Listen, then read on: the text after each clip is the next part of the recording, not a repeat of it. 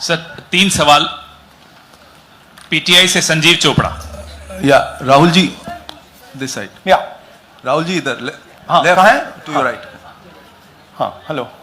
राहुल जी, आज आपने नया खुलासा किया है कि कैसे वोट चोरी हो रही है। आपने पहले भी महादेवपुरा के बारे में बताया कि कैसे एडिशंस हो रही हैं, अब आपने बताया कैसे डिलीशंस हो रही हैं। लेकिन देखने में ये आ रहा है कि इलेक्शन कमीशन इस पे कोई एक्शन नहीं ले रहा और आगे चल के वो तैयारी कर रहे हैं पूरे देश में एसआईआर लाने की। तो आप इस मुहिम को आगे कहां तक ले जाएंगे और एसआईआर के बारे में क्या करने वाले हैं? देखिए, हम आपके सामने क्रिमिनलिटी रख रहे हैं। हमारा काम आपके सामने सच्चाई रखने का है और हम रख रहे हैं। हिंदुस्तान में दूसरे इंस्टीट्यूशंस भी हैं, सिर्फ इलेक्शन कमीशन नहीं है, लीगल सिस्टम है, उनको भी इन चीजों को देखना चाहिए। यहां पे हम चीफ इलेक्शन कमिश्नर के बारे में ब्लैक एंड व्हाइट कह रहे हैं। आपने कहा कि हमने एडिशन डिलीशन दिखाया। पहले प्रेजेंटेशन में मैंने एडिशन दिखाया था, अब हमने डिलीशन दिखाया है, मगर हमने एक और चीज जोड़ दी है। एडिशन और डिलीशन का सिस्टम, उसका स्ट्रक्चर, उसका तरीका, और हमने यह दिखाया है कि जो डिलीट कर रहा है, जो ऐड कर रहा है, महाराष्ट्र में, कर्नाटक में, यूपी में, वो एक ही आदमी है, एक ही फोर्स है। हमने आपको वो एड्रेसेस दिखाए। Same system is being used in Maharashtra, is being used in Karnataka, is being used in Uttar Pradesh, is being used in Haryana. Same people are doing it. Say Siddharth, ANI. Sir, this side sir. हाँ sir, on your left sir. हाँ, on your left, this side sir, on your left. Sir, मेरा आपसे सवाल ये है कि जब आप कह रहे हैं कि ज्ञानेश कुमार जो चीफ इलेक्शन कमिश्नर है, उन्हें पता है ये कौन कर रहा है, हाँ, और ये पॉलिटिकल फायदा जरूर किसी को हो रहा है। आप कह रहे हैं कांग्रेस के बूथ के ऊपर ही हाँ, सारे वोट्स डिलीट किए जा रहे हैं, तो वो कौन लोग आपके हिसाब से हैं जिनको ये फायदा पहुंच रहा है? पहला। और दूसरा ये, वो आपने एक हफ्ते का समय दिया है, जब आपने एक हफ्ते का समय दिया है, तो क्या एक हफ्ते बाद आप इसको आगे कैसे इनिशिएट करेंगे? क्या आप लोग कोर्ट का रास्ता अपनाएंगे या और कोई हायर एजेंसी से इस बात की डिमांड करेंगे? क्योंकि ये ऑर्गेनाइज्ड तरीके से क्राइम दिखाई दे रहा है जो आप बता रहे हैं, अगर आपकी बात के ऊपर जाएं। देखिए, फ्रैंकली ये जो मैं यहां कर रहा हूं, ये मेरा काम नहीं है। मेरा काम डेमोक्रेटिक सिस्टम में पार्टिसिपेट करने का है। मेरा काम डेमोक्रेटिक सिस्टम की रक्षा करने का नहीं है। वो काम हिंदुस्तान के इंस्टीट्यूशंस का है। वो काम वो नहीं कर रहे हैं, इसलिए मैं कर रहा हूं। अब मैं आपको यह कह सकता हूं कि हमने आपको 2 बार सबूत दिखाया है, और जब हम ये प्रेजेंटेशंस खत्म करेंगे, इसमें लगेंगे 2-3 महीने, जब हम ये खत्म करेंगे, आपके माइंड में कोई डाउट नहीं होगा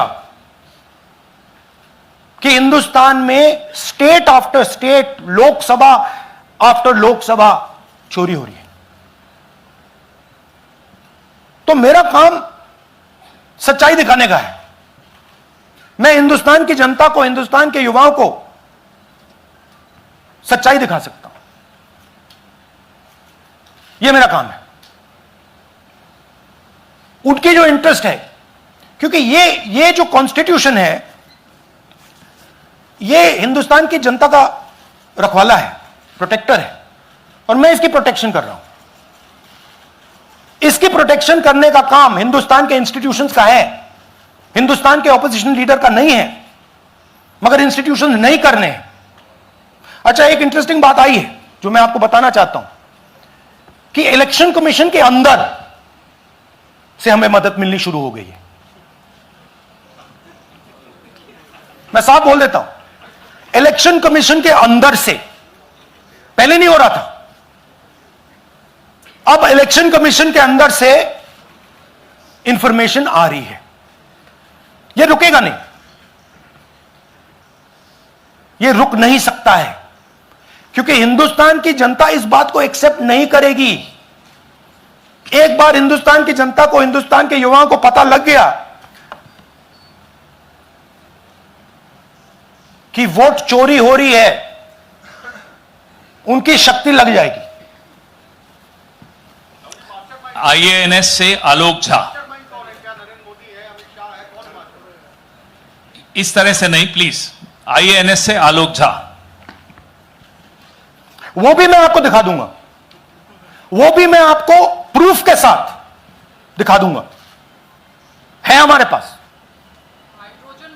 राहुल जी, हाइड्रोजन बॉम्ब में ब्लैक एंड व्हाइट है। मैं फाउंडेशन लगा रहा हूं, मैं फाउंडेशन क्रिएट कर रहा हूं, है हमारे पास। मैं स्टेज पे बिना प्रूफ के नहीं चढ़ूंगा, बता रहा हूं। राहुल जी, आपने कहा ऐसे ऐसे मत पूछिए please. Last question. Rahul ji, IANS से आलोक झा। राहुल जी इधर, आपने कहा आपके पास आलोक झा, इधर सर, कहां हैं जी? हाँ, आपने कहा सर कि आपके पास पुख्ता सबूत है, ब्लैक एंड व्हाइट सबूत है, तो क्या अगर ECI अभी जवाब नहीं देती है तो कोर्ट का रुख करेंगे, ये ऑप्शन है आपके पास, जाएंगे? देखिए, मैंने कहा कि मेरा काम as opposition leader normal situation में मेरा काम ऑपोजिशन का रोल है, सरकार पे प्रेशर डालने का रोल है। मेरा काम हिंदुस्तान के लोकतंत्र को बचाने का नहीं है। मैं वो काम कर रहा हूं, इस स्टेज पे मैं वो काम कर रहा हूं। तो मेरी सोच है कि as a patriotic Indian, as somebody who loves India, who loves the constitution, it is my duty to put the truth in front of the people of India. अब अगर हिंदुस्तान के इंस्टीट्यूशंस कुछ करना चाहते हैं, वो करेंगे। उनमें भी बहुत लोग हैं, जैसे मैंने आपसे कहा, मैं सरप्राइज हो रहा हूं, इलेक्शन कमीशन से लोग आ रहे हैं, इंफॉर्मेशन दे रहे हैं, और बढ़ रहा है वो। सर, क्या जब तक CEC ज्ञानेश कुमार अपने पद पर है, जैसा कि आप कह रहे हैं कि वो फ्री एंड फेयर इलेक्शन होने नहीं देंगे, तो तब तक इलेक्शन का मतलब क्या रह जाएगा? क्या आप इनको हटाए जाने के लिए इनको इस्तीफा देने की? हाँ, तो आप इमेजिन कीजिए, और ये शॉकिंग बात ये है बस अब कि ये अभी शुरू नहीं हुआ, नो। ये 10-15 साल से चल रहा है। ये सिस्टम है, ये स्ट्रक्चर है। हिंदुस्तान की जो डेमोक्रेसी है वो हाईजैक हो गई है। I am shocked frankly. Democracy, brothers and sisters, democracy can only be saved by the people of India. Nobody else can save democracy. Rahul Gandhi can come here and say something and say this is the truth. But the people of India, who I believe in, who I love, can do it. The day the people of India realize that आपका जो लोकतंत्र है, आपका जो संविधान है, वो आपसे चोरी हो गया है, उस दिन काम हो जाएगा। Thank you. अब आप लोग अपने स्थान पर खड़े हो जाइए राष्ट्रगान के लिए। ये है इनकी डिटेल लिस्ट, देख लीजिए।